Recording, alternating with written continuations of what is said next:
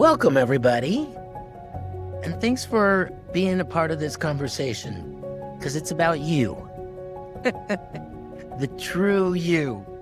And welcome to my partner in this, Bill Tierney. Hi, everybody. What would somebody come to you for coaching for? A lot of people come to me because they are seeking support in exploring their internal world using the IFS model. Mm-hmm. And IFS stands for Internal Family Systems. And for people who that's not a concept I know most of our listeners probably do know, but in case there's somebody on that doesn't, what is that? Well, before I go there, I want to finish what I was about to tell you. That your question was, what do people come to me for? And so the first part of that answer is that many people find me and come to me because they want to explore their internal family using the IFS model. Mm-hmm. And then once we connect in the 20-minute introduction that I have set up on my website, I explain to them that, yes, I'm trained. I've been trained in using IFS for the last 6 years or so, but I'm a coach and not a practitioner or not. When I say I'm not a practitioner, I am a practitioner, but I'm a coach specifically. As opposed to a therapist. Right. And so IFS it's tricky because IFS is a therapy model. And as a coach, I've really worked hard to get clear for myself and therefore to get clear with prospective clients what I do and don't do. Mm-hmm. And so while I'm capable of just walking someone through an internal family systems exploration of their parts and trailheads, I do that in the context of coaching, meaning that I help people identify the changes that they'd like to make in their lives. And then I use the IFS model to help them discover what parts are reacting to the desire for those changes. Mm-hmm. By doing that, we build trust between the self, the authentic, true you of the client, and the parts of them that have been busily, devotedly, brilliantly trying to protect them all their lives. And so once that happens, once trust is built, now we can begin to form alliances between the parts that would oppose the coaching objective, whatever wants to be changed, Right. and the parts that want that change. I'll have to figure out a shorter way to say that, but that's who I work with. And not everybody that comes to me for IFS decides that they want coaching. Many of them want a therapist where they just focus on the healing, improving functionality in their lives, figuring out ways to be more regulated and that sort of thing. That's more in the wheelhouse of therapy. And just out of curiosity, just to cover all the bases, does anybody ever come to you and not want IFS? I want you to coach me, but don't do that IFS thing. I haven't had that experience. Sounds like a no. Got it. Okay. Yeah. So our topic for today is an exercise that you've invented. Now, did that come out? Can you relate that to IFS, or is it unrelated? It's related for sure, but not directly. There's a story behind it, which I hope you'll allow me to indulge in. I'd love to hear it. Okay. Another model of, let's just say personal development that's been around about as long maybe as IFS is nonviolent communication. And many more people, I believe, are probably familiar with nonviolent communication than internal family systems. They merge and marry nicely. It wasn't until this past year or so that after hearing from so many people how great NBC, nonviolent communication is, I finally got the book and listened to it on my walks and my runs and my drives. And then I loved it so much that I got another book by Marshall Rosenberg. He said, Speaking Peace was the name of the second book. Mm-hmm. Essentially the same ideas, but Marshall spoke about them just in different language and in different tempo maybe than he did in the first book. And one of the first things that he talks about and teaches in his book is the idea of noticing what is alive inside. Mm-hmm. And I loved that question. What is alive inside? And this is one of the ways it ties in for me with internal family systems, is that we want to know what's happening in the internal world. Not so we can change what's happening in the internal world, although that's often the reason we go in there in the first place. Yeah. But if we go in there with an agenda to change what's happening in there, Hardly. every part is going to be blocking us off. That, Well, that it came to me. you're the one that needs to, or this guy over here needs to change, not me. Yeah. Right. So what's alive inside is just such a great invitation just to notice what's happening and just to bring broad awareness to what's happening inside. And by that, I've come to understand that what's alive inside means, what am I experiencing? What am I perceiving? How am I reacting to what I'm experiencing and perceiving? What's alive in my nervous system? What's alive inside with my thoughts? What's alive inside with my emotions, my body sensations, my impulses, and my behaviors? All of that, which is just also so useful in the internal family systems as we're trying to detect the different parts of us. Can I ask? This is a general question that as I've been getting recently, and I think it's even more poignant for for the work that you do, since it's calling out the internal relationship, Yes. right? The relation and the question that a number of people have raised with me. These are mostly friends, not clients. Just Yeah. by the way, they're like, well, it sounds like the work that you guys do, they say, isn't going to change anything. It's just going to have you be more docile this in this world. Like you're just going to change your attitude toward the horrors that are out there. I see. I see. So you're saying that your approach to coaching or your personal life philosophy is landing for people in such a way that they wonder what if it has value. Well, frankly, they're not well informed about what they do, I see. but they What? have this impression. And I wonder if it isn't like more pervasive than just the few people that have brought it to my attention. And I just thought maybe it'd be worth addressing that, like Yeah. Yeah. And before I do, I'm just curious about what prompts that kind of question from your friends. Why do they ask that question? I think they call the word navel gazing came up. Right? We think that this Yeah. work that we do is just like it's all just internal. Just It just indulgent.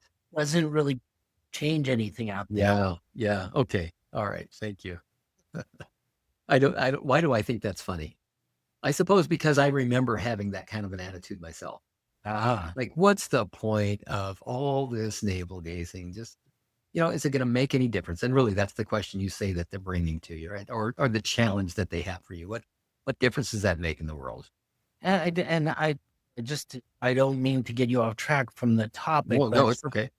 I just, as soon as you started talking about Marshall Rosenberg and the IFS internal family, I was reminded of this criticism that's out there. Yeah, yeah, yeah.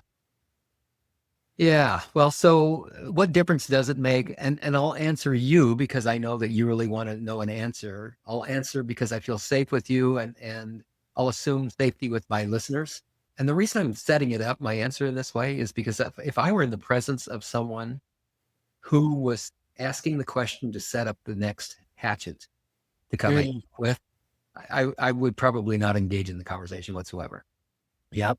It goes along with the idea that if you want to teach a cat to sing, it's not going to work very well and you're going to irritate the cat.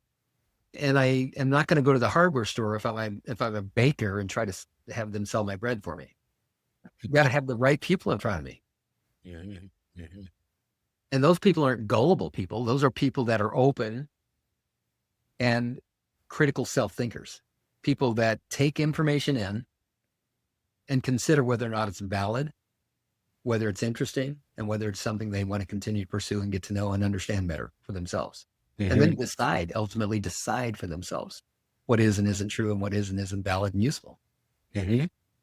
My answer, though, is does this work make a difference? And my answer to that is absolutely it doesn't. Otherwise, I wouldn't be using it with my coaching clients.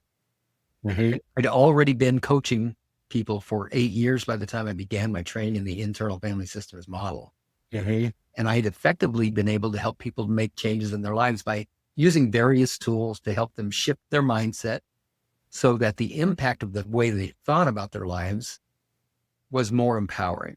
Problem turned out to be that whatever challenge they were up against was a challenge because of their thinking.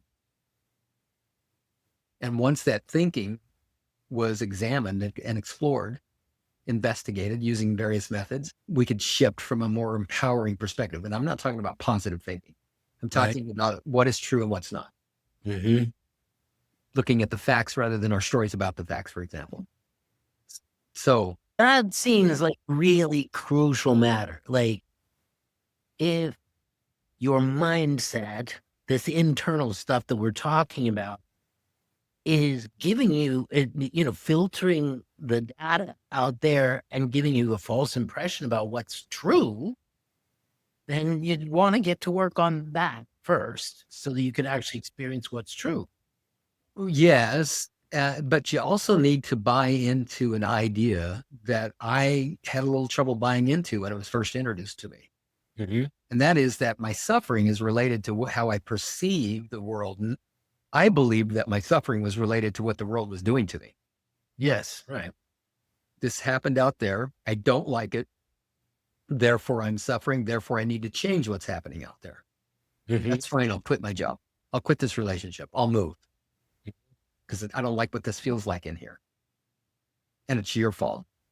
So when I went to Byron Katie in 2001, when I was introduced to her, and she said, anytime I believe a thought that argues with reality, I suffer, but only 100% of the time.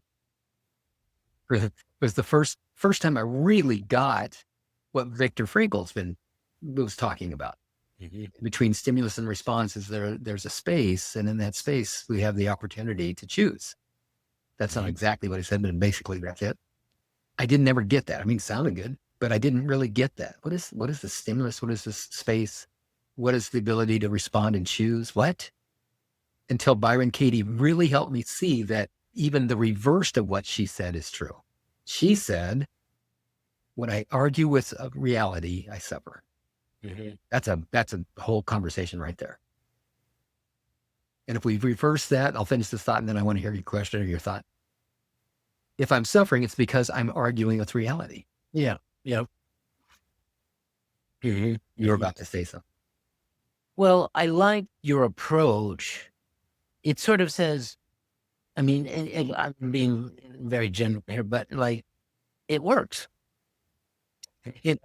This is why we do it, because it works, Right. and I think that then then your interlocutor can just either try it or not and find out.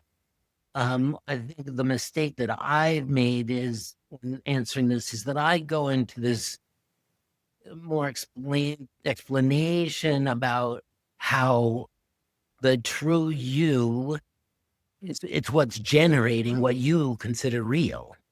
That's really the source of it all. And that's a pretty big step to take. And I've already lost them. And I didn't even get to go on to explain how that really works. I like your approach better. It's like, well, I think you'll see it works.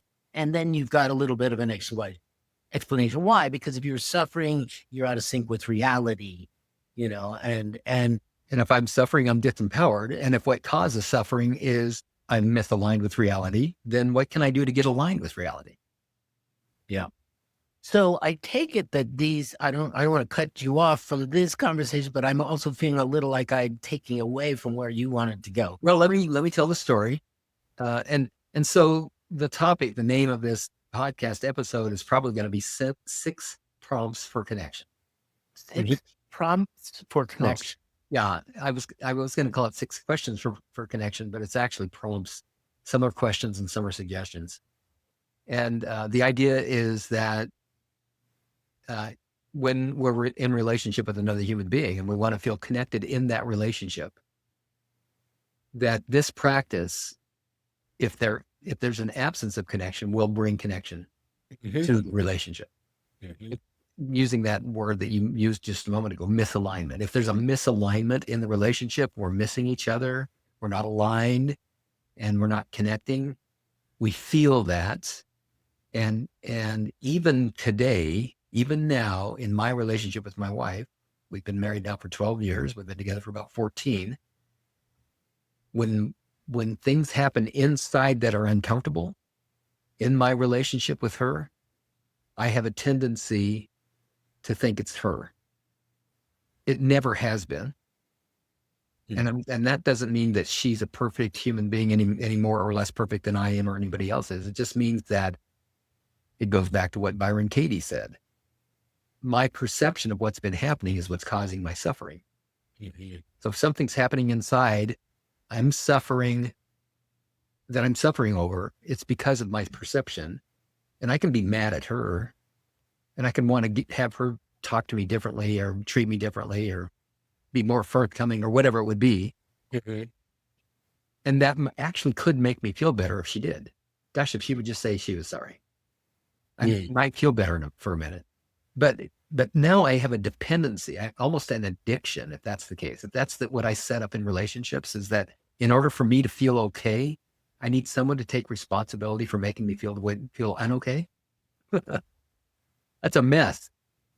That's a dysfunctional, unworkable mess. And it's an unending dysfunctional cycle. All right. So Kathy and I are celebrating 12 years of marriage by traveling from Spokane, Washington to Seattle, about a 4.5-hour drive. I love road trips, and we drive to Seattle. We go to an Airbnb, and she's got this agenda set out for what we're going to do for the next 4 or 5 days before we turn around and come back. And, it's all good stuff. It really is all good, happy stuff.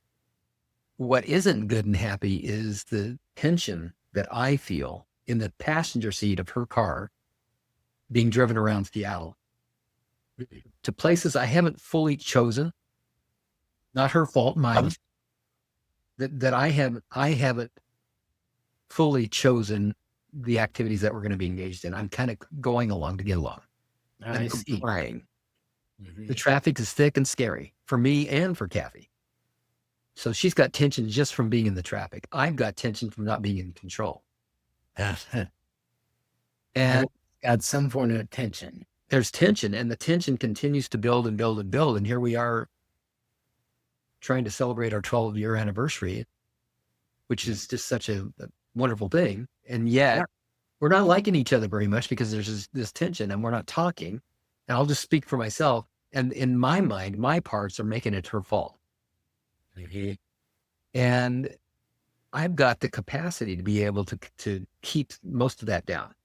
I'm not going to say it. I'm not going to be mean. I'm not going to be nasty. I'm not going to blame. I'm not going to pick a fight. But people are intuitive. We pick up, we sense each other's energy. She sensed my tension and my needing to control myself and hold back. And I sensed hers.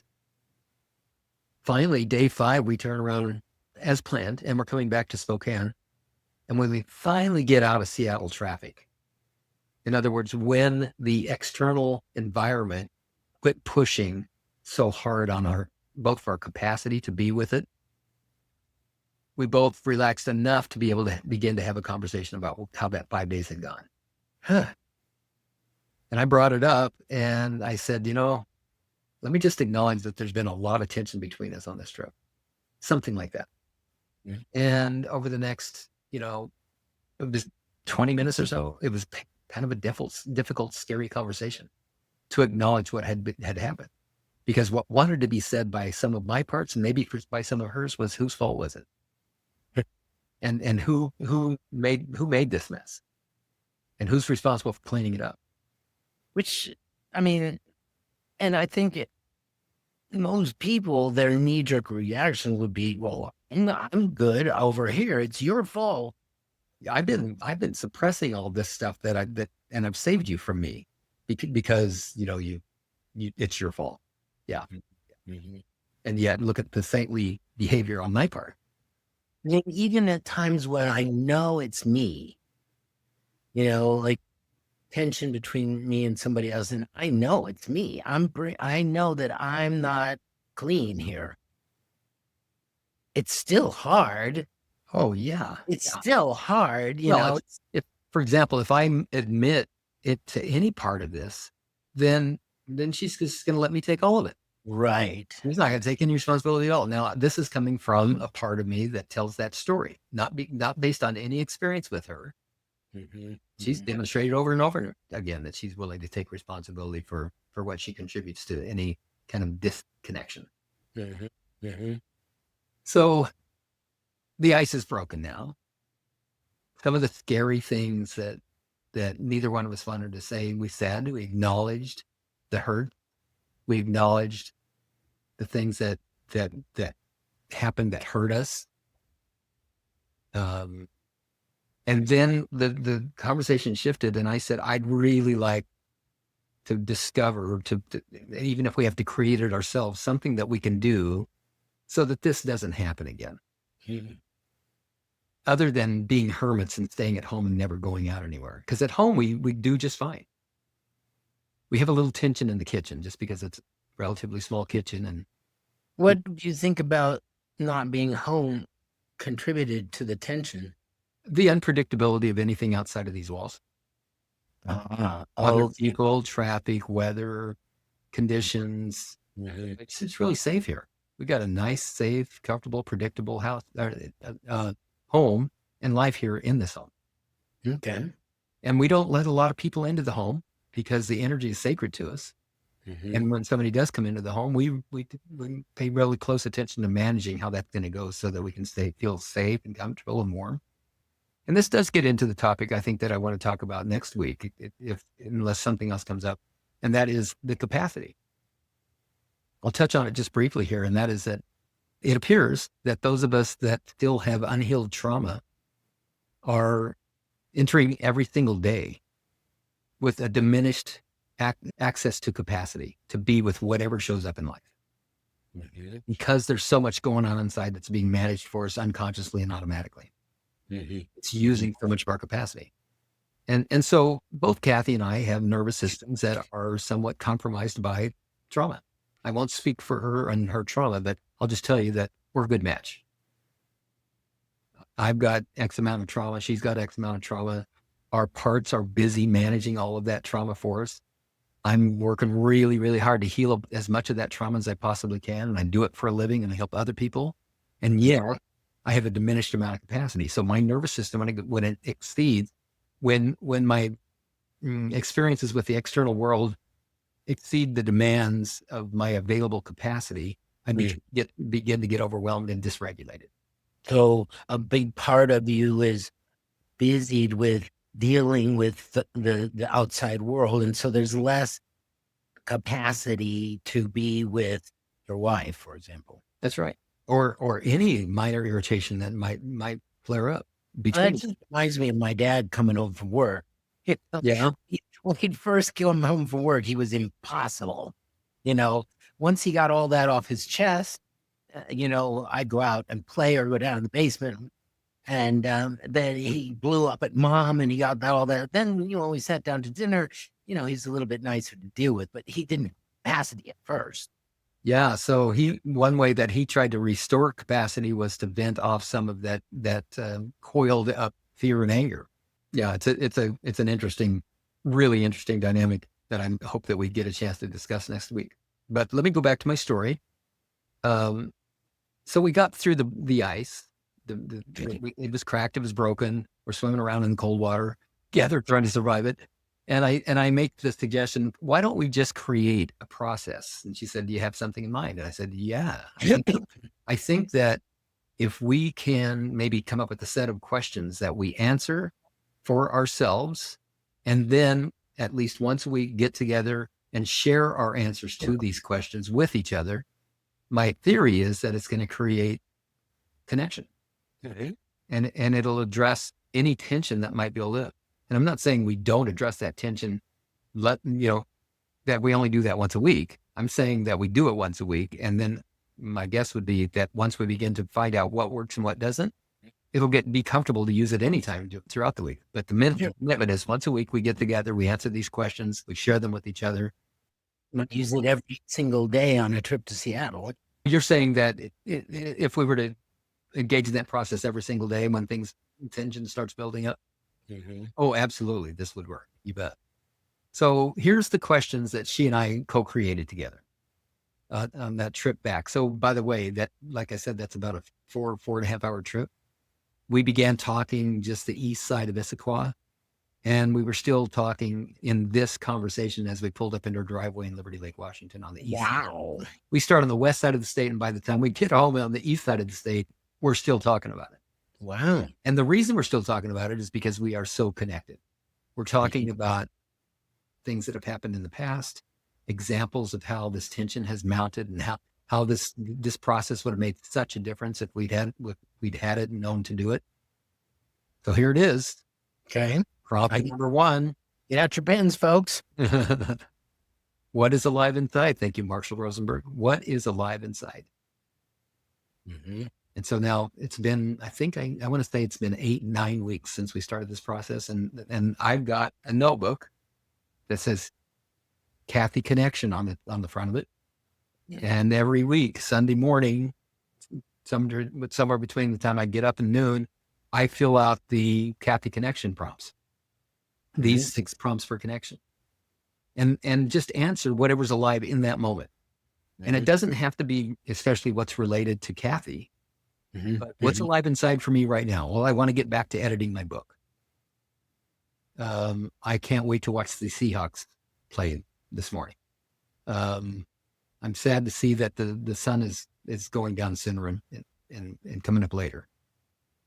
So aliveness, so sadness is as much alive as happiness. Okay. Whatever's alive. I've got a pain in my lower back and I'm worried about it. I think I probably have cancer. I'm going to die.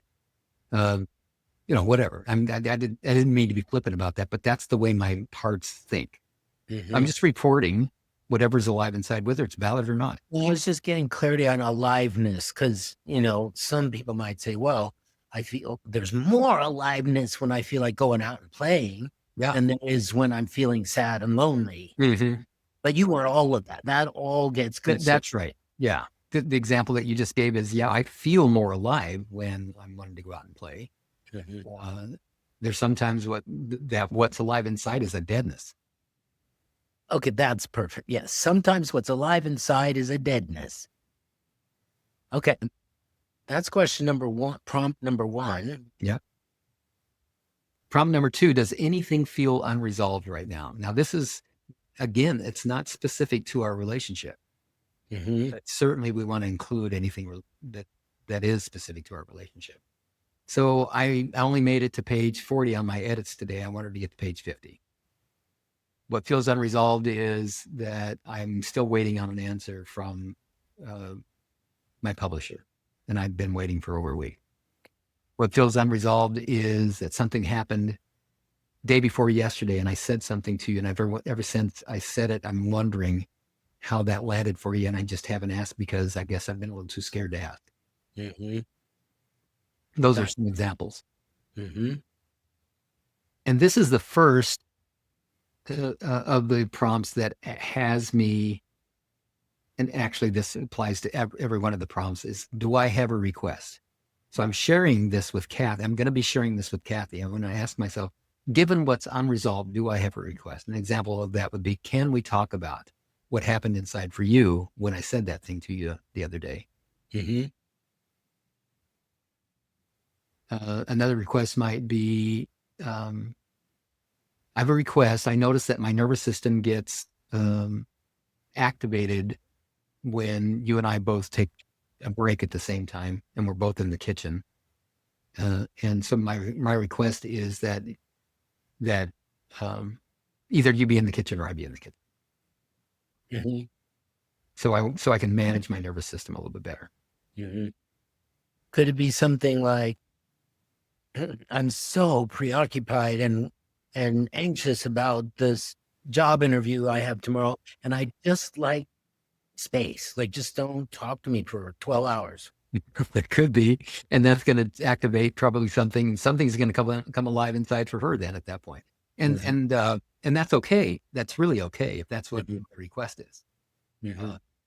But that gets to our next one, which is what feels scary to talk about. Good one. That would be really a good time to bring up. Yeah, I have a part that thinks that really what I need, given the job interview that's coming up and that I'm so concerned about, is just space to myself. Yeah.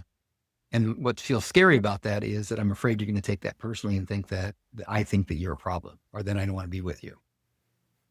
When in fact, I just think that my nervous system needs very little input from anything and anyone. Right. Got it. Just scary to talk about. I mean, it'd be very easy to say, well, it's too scary. Yeah. Or to not say it and keep it a secret. Yeah. Talk about something else. Yes. Yeah. How about the Mariners? So, is there any way to make sure that you're saying what's really, or is it, you just deal with what you can express at this You time? do. You just do the best you can with it. That's what we're doing. It's just the best that we can. And we're learning how much we can trust each other. That seems like an odd thing to say because I've never trusted a woman more than I trust Kathy. Ever. And yet it still feels too scary to say things sometimes. Mhm. Yeah. I had a client once who, he was just blowing smoke at me for a number of weeks. And I was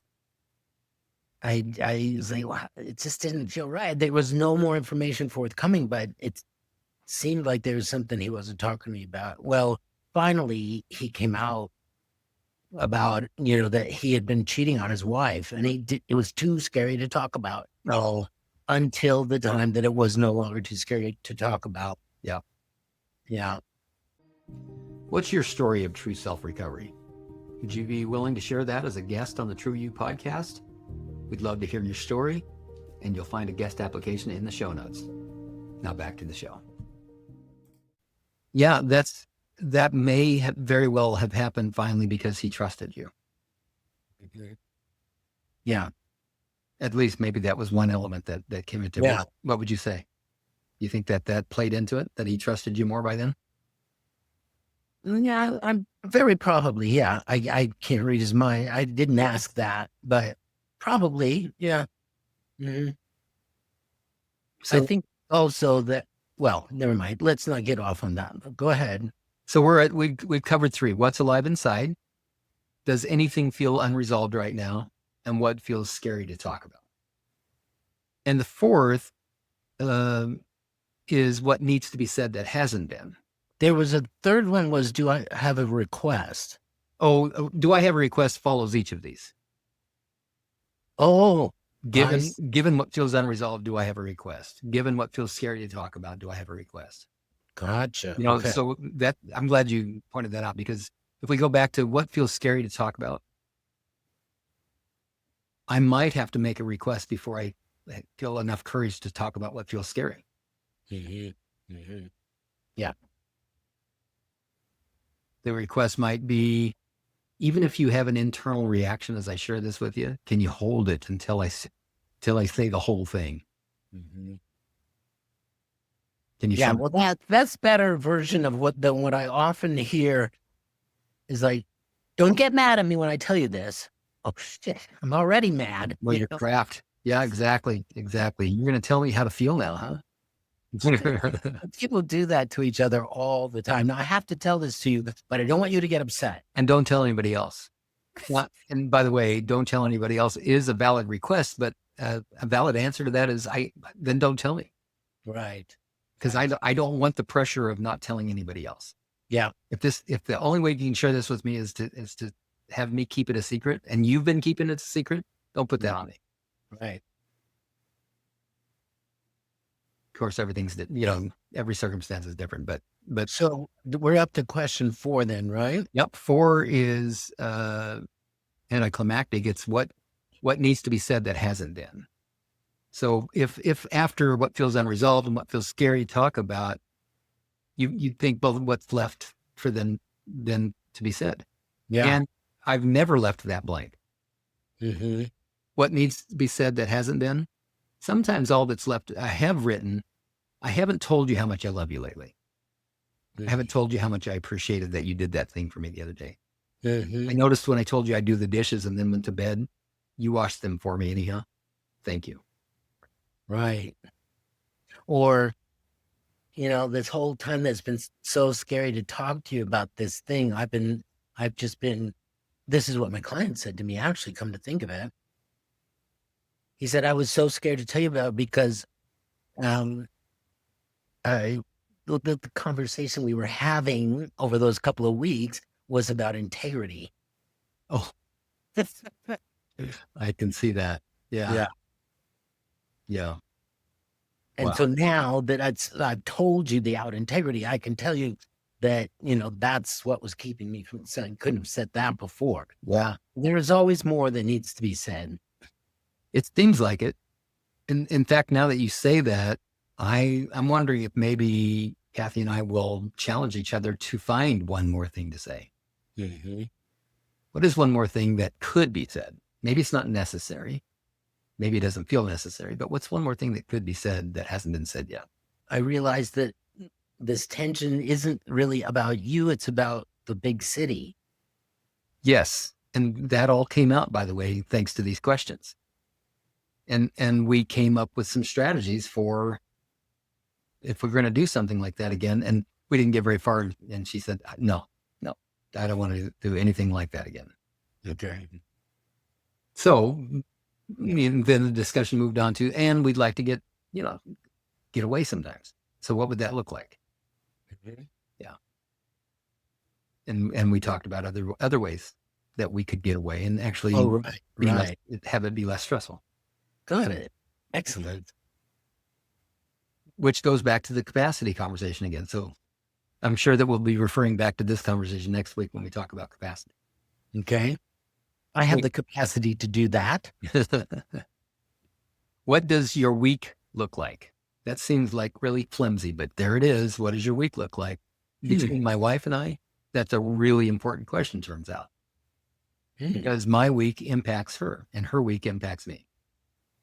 Uh-huh. I didn't know you were going to be gone all day today.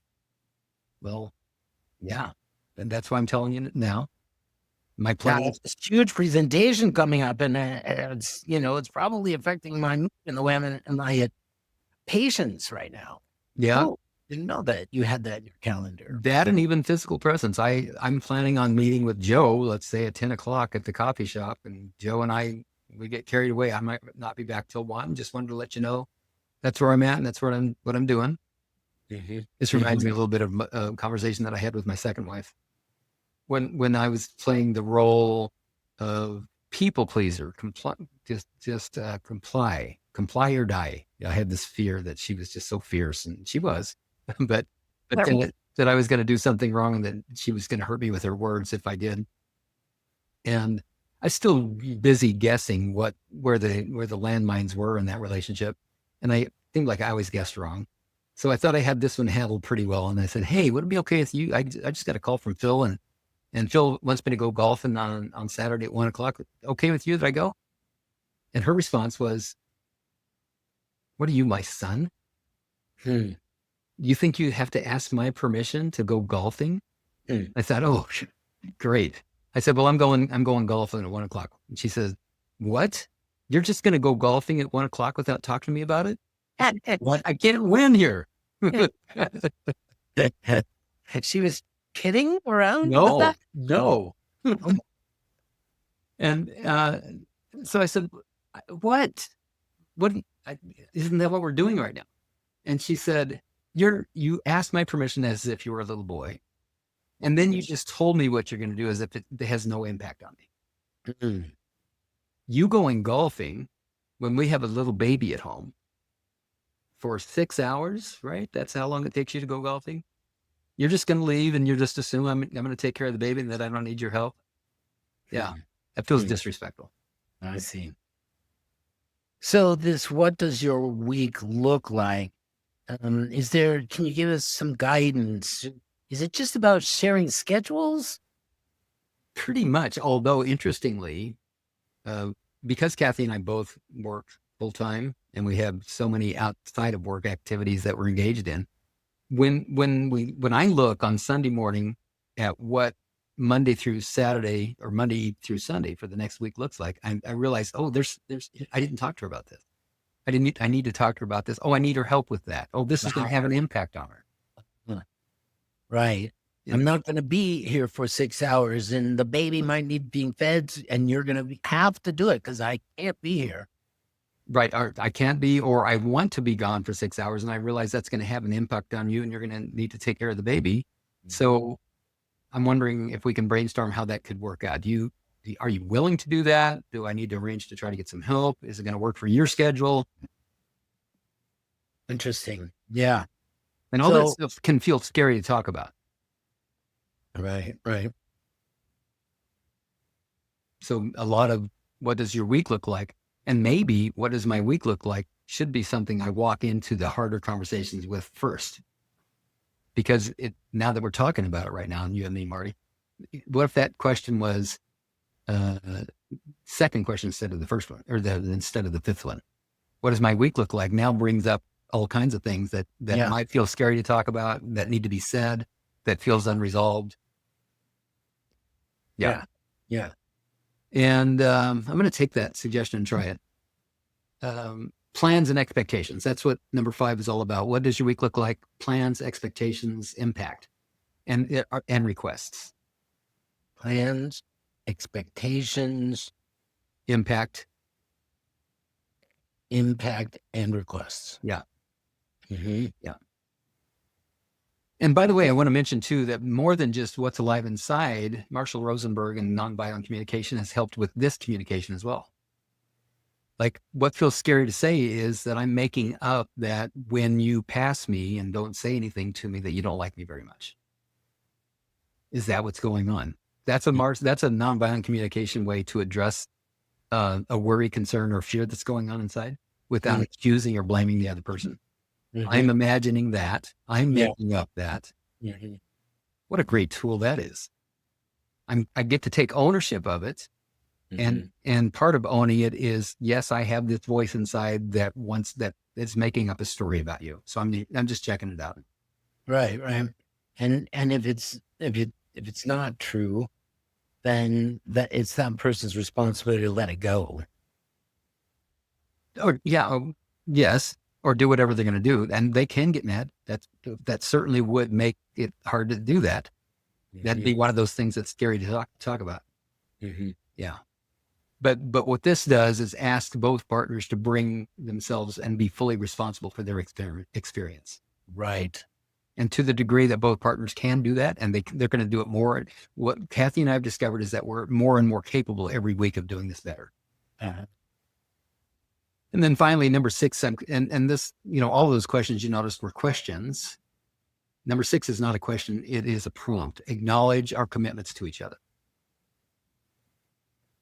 And so out of these conversations come commitments. Oh, you're right. I did. I forgot to take the garbage out. And I told you that that's something I was going to do. And now we've got garbage piled up for 2 weeks. So my commitment to you is that I'm going to set an alarm on my clock and make sure that I never forget to do that again. That's my intention. Let's see how I'm doing on that. 2 weeks later. Yeah, I haven't forgotten the garbage. 2 weeks later. Yeah.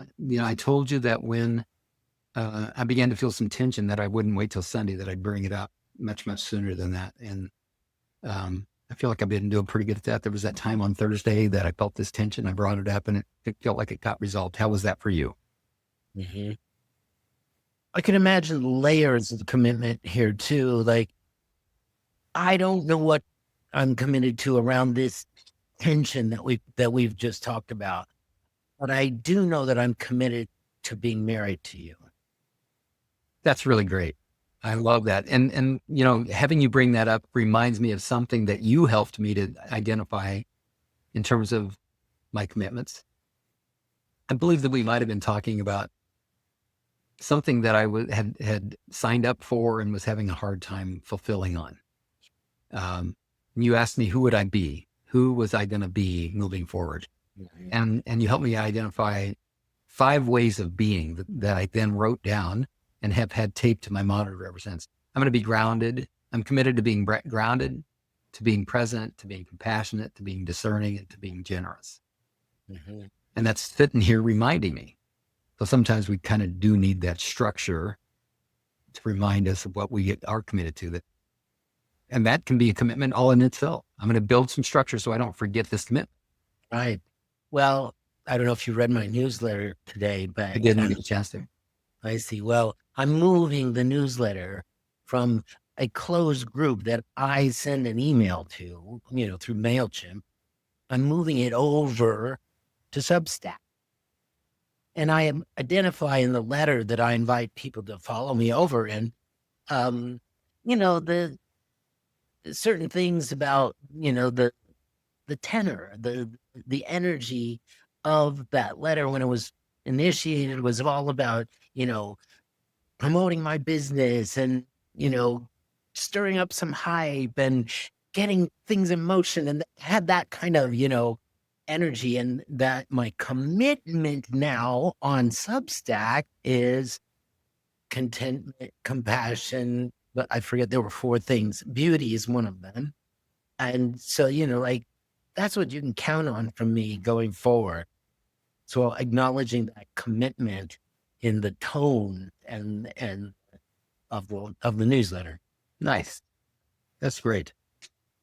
Well, Marty, what else would you like to say regarding this topic? Well, I just foresee somebody saying, well, when we talk in our coaching call, I can do all this stuff. That's fine. That's what I pay you for. But I don't see my wife or my husband. I don't see my spouse or this good friend of mine who I'm in the doghouse with. I don't see them wanting to sit down and answer these questions. Like, is there a way to soften somebody up, or is there an easier set of 6 questions? That's great. I encourage anybody that is in that situation to modify these and maybe design questions that meet them closer to what their capacity is, what they're capable of, and what they feel maybe courageous enough to attempt.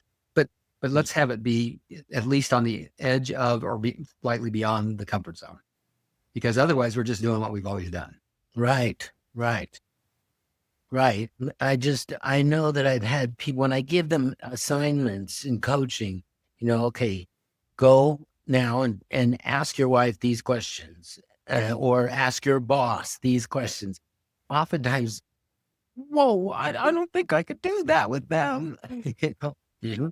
So you're saying, well, if you need to redesign them, but make sure that you're on the cutting edge of what you're saying, new things. Yeah. So yeah, make sure you're leaning in the direction of possibility rather than predictability. And if somebody felt still like, I don't know, would you say do it anyway? No, Or no. Notice that there's an internal resistance to taking that action, and make friends with the resistance. What I mean by that is bring attention to it, bring conscious awareness of it. Just really notice and distinguish the nature of that resistance. What am I feeling in my body when I think about how challenging this might be for me? What thoughts do I have? What stories do I tell? What emotions am I experiencing? And what inside me is reacting to this, because I am not consciously creating this resistance. I'm not deliberately on purpose pushing back. Right.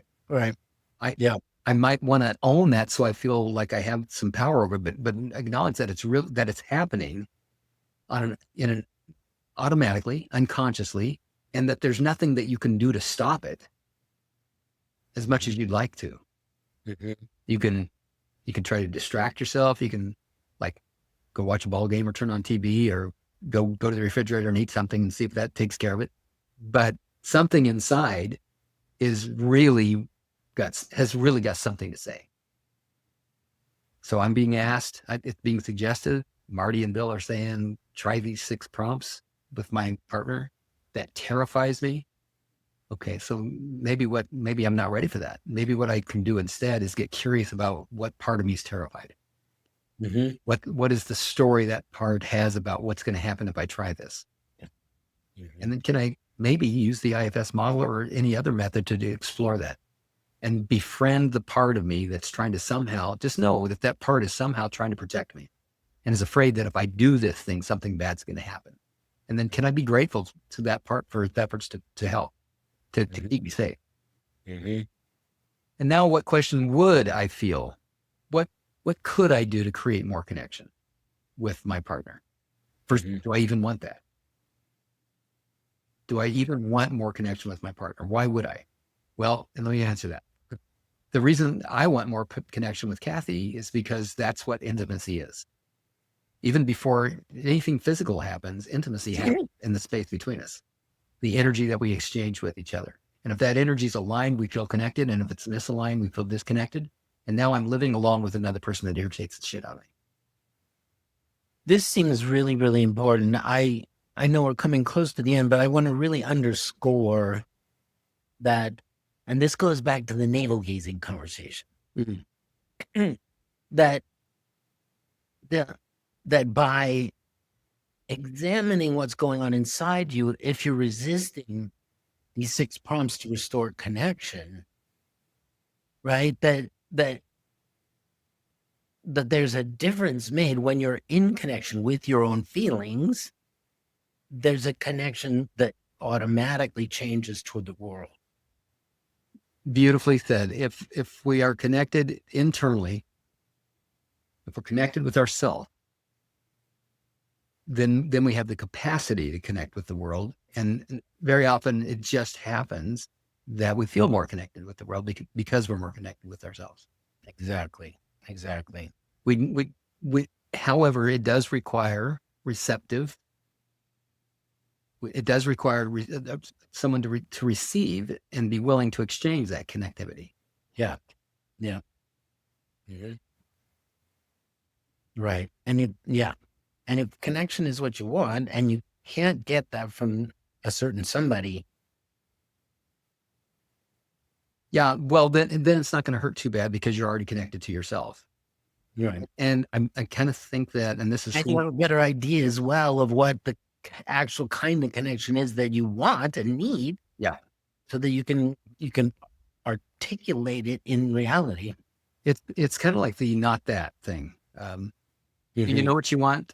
Not really, but it's not that, Want that. and it's Mhm. not that. It's not. Oh, it's that. I don't Mhm. know until I discover it, Mhm. and then once we discover for me, a good example of this is that I lived my life at such a level of suffering that I didn't know that anything was possible for the longest time. I would have to say, honestly, for the first 46, 47 years of my life, I suffered most of the time. And to have an experience that was an outlier to that made me want more of that. I wanted more of that outlier of the absence of suffering, maybe even some joy every once in a while.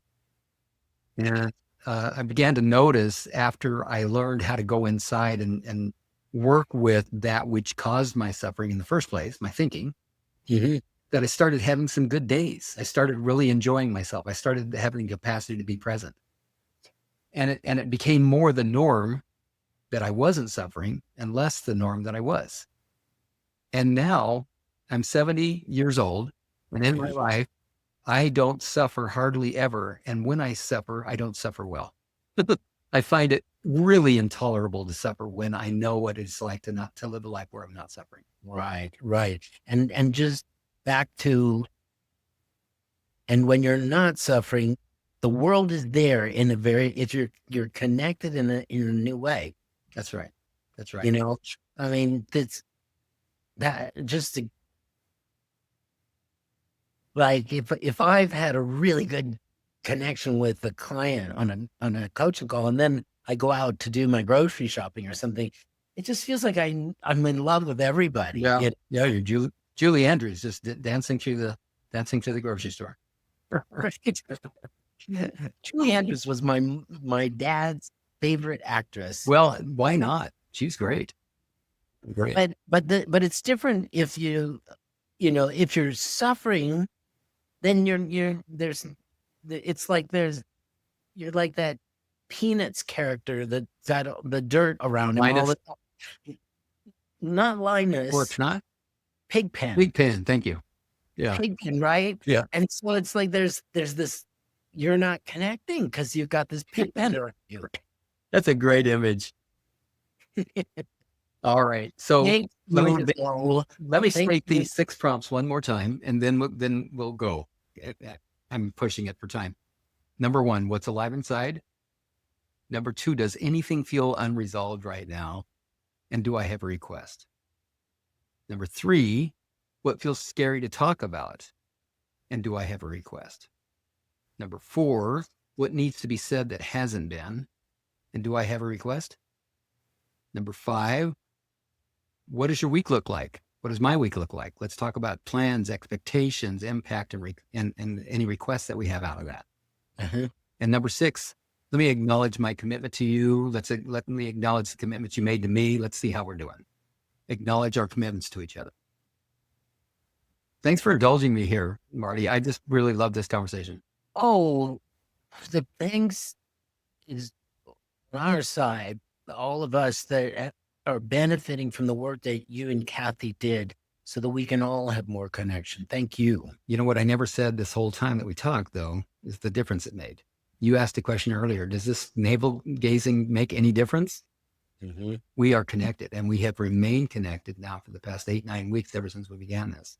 We have She's at reconnected. the desk right now, just holding her so she doesn't say anything. She's connected to me. We're feeling that connection, that intimacy that began to disappear, and that trip to Seattle really pointed out.